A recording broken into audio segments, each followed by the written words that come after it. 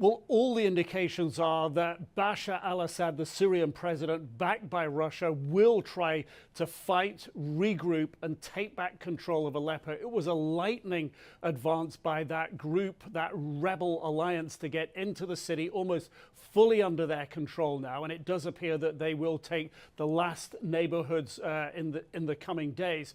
The situation right now for Bashar al-Assad, he has said that he will take on these terrorists, will regroup his forces. He met Sunday with the Iranian foreign minister who flew into Syria for conversations. The Iranian foreign minister saying that this was an indication of how much support Iran is giving to its neighbors at this time.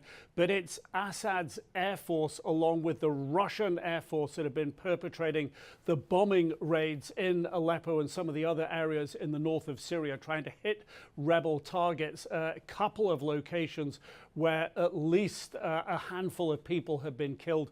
The real picture of what's going on is still emerging at the moment, but the rebel groups seem to be having surprising success. The concern here for the United States is that this is a complicated situation, that the principal rebel group at the head of this rapid advance is a proscribed terrorist organization that the United States has been watching closely for a long time, and it's allied here as well with another rebel group that's not a fundamentalist Sunni group. It's a group that's backed by Turkey.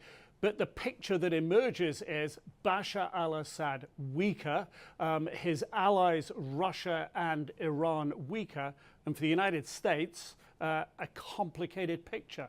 It's a complicated question because the group at the vanguard of this rebel advance, HTS, is actually a terrorist organization designated by the United States. So we have real concerns about the designs and objectives of that organization.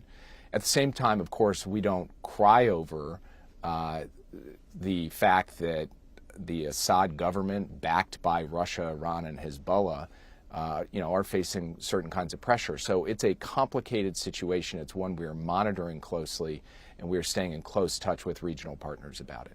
And the reasons to think that this offensive can continue: the rebels appear to want to push further south towards the Syrian cities of Hama, perhaps Homs further south of that. Assad threatening to fight back. But if you look back to 2016, when Bashar al-Assad took control over Aleppo, that was a very long, a very bloody and very destructive fight with a huge number of casualties. At this time, it's hard to see that we're not looking at the potential for that again. Nick Robertson, CNN, London.